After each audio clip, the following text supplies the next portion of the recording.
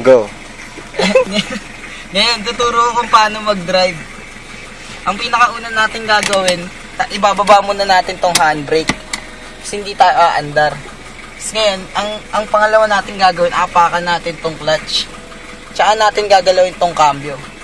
Wag natin ipipremera kasi aabante ng mabilis yun pag di ka pa sanay. Pero ngayon, segunda muna. Aandar na tayo.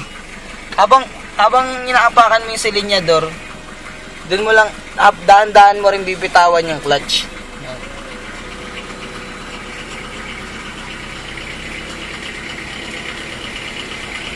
Yan. Tapos isusunod mo na yung tercera. Ang tawag dito, tercera, pangatlo yun. Ice ba? Ice ba? Tapos